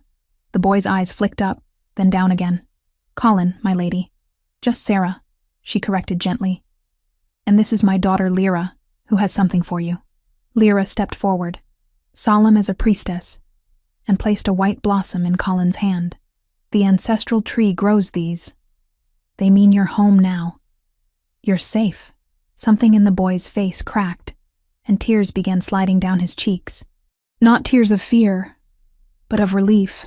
Sarah gathered him into her arms, and he clung to her as if she were the only solid thing in a tilting world. Over his head, Sarah's eyes met Magnus's. Her mate stood watching with an expression of fierce pride and love that still made her breath catch even after 6 years. Later, after the new children had been settled with the others, fed, and given clean clothes, Sarah made her way to the one place she went whenever she needed to think. The ancestral tree stood in the clearing beyond the castle walls, exactly as it had for 3 centuries, but alive now, covered in blossoms that glowed softly in the afternoon light. She pressed her palms against the bark, feeling the thrum of power that lived there. The tree had become a pilgrimage site. Omegas from across the kingdom came to touch it, to pray to the goddess, to seek the blessing that had transformed Sarah's life, and the tree answered. Always. "You look thoughtful," Magnus said, appearing beside her. He'd learned to move silently when he wanted, though Sarah always felt him through the bond before she saw him. "I was remembering," she said. 6 years ago, I touched this tree wanting to die, begging for my pain to end. And instead, it gave me everything." Magnus's arm wrapped around her shoulders. The goddess knew what she was doing. "Did she?" Sarah asked softly. "Sometimes I look at these children, at what they've survived, and I wonder why the goddess allows such suffering. Why she didn't intervene sooner. Because she intervenes through us," Magnus said. "Through Luna, who opens sanctuaries, who teaches reading, who shows abandoned children that they have value. The goddess doesn't wave her hand and fix everything. She plants seeds and waits for them to grow." Sarah leaned into him, drawing strength from his certainty. "The council wants to expand the sanctuary network into the southern territories. Lord Brennan is resisting. Says it undermines pack authority to question how alphas treat their omegas. Lord Brennan can come explain that position to you personally," Magnus said, a dangerous edge in his voice. "Wearing the crown. Using your Luna abilities to broadcast his thoughts to the entire kingdom. I suspect his objections will become less vocal." Sarah smiled despite herself. Over the years, she'd learned to use her gifts strategically. The ability to broadcast to every shifter consciousness in the kingdom made lying difficult for corrupt nobles. They'd cleaned out more than just Percival's conspiracy. The kingdom's entire power structure had been restructured, with representatives from all ranks now sitting on the council, not just highborn alphas. "Mama! Papa!" Marin's voice carried from the castle, urgent and excited. "Baby Thomas is walking. Come see." They returned to find their youngest son, just turned 1 year old, wobbling on unsteady legs while a crowd of children cheered him on. He made it 3 steps before sitting down hard, but his face split into a triumphant grin that was pure madness. Sarah scooped him up, kissing his silver curls, and felt the completeness of this moment. Her family, her purpose, her home. That evening, as the sun set over the mountains, turning the sky gold and pink, Sarah stood in her chambers, looking at the wall where she'd hung Bet's preserved medallion. The tarnished metal that had revealed her bloodline now served as a reminder of everything she'd fought for. Magnus joined her, wrapping his arms around her waist from behind. "What are you thinking?" "That I want Lyra to have this someday," Sarah said. "The medallion, the story, all of it. So she understands that strength isn't about power or titles. It's about choosing to help when you could look away. About standing up when you could bow down. About surviving when the world wants you to break. She'll understand," Magnus said. "You teach that lesson every day." Later, after the children were asleep and the castle had grown quiet, Sarah returned once more to the ancestral tree. She did this often, finding peace in the silent communion with something older and wiser than herself. She placed her hand on the bark and felt the familiar warmth. Then she did something she'd only recently learned. She reached through the tree's roots, through the network of lunastones scattered across the kingdom, and felt every Omega who slept safely tonight, every child who'd found sanctuary, every person who'd been given a second chance at life. Hundreds of consciousnesses brushed against hers. Not invasive, just present. A gentle reminder that she was never alone, and neither were they. "Thank you," she whispered to the goddess, to the tree, to whatever force had decided a cursed foundling deserved saving. For all of it, the pain and the joy, the endings and the beginnings. Thank you for teaching me that falling doesn't mean failing, that being broken just means you get to choose how you heal. White petals drifted down from the branches above, settling in her hair, on her shoulders, blessing her with their softness. And in that moment, standing beneath a tree that had been dead for 3 centuries until she'd given it life, Sarah understood the truth that had taken 6 years to fully accept. She wasn't the girl who'd been abandoned at these roots. She wasn't the servant who'd been beaten and starved. She wasn't even the terrified woman who'd nearly burned. She was Luna, mother, queen, teacher, the woman who'd taken her pain and transformed it into purpose, who'd taken her scars and made them into strength. The tree had bloomed for her once, but she bloomed for it every single day.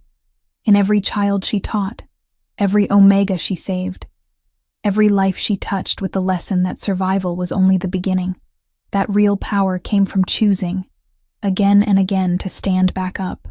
And as the moon rose over the kingdom, casting silver light through white blossoms that would never stop flowering, Sarah smiled, because she'd learned the most important truth of all.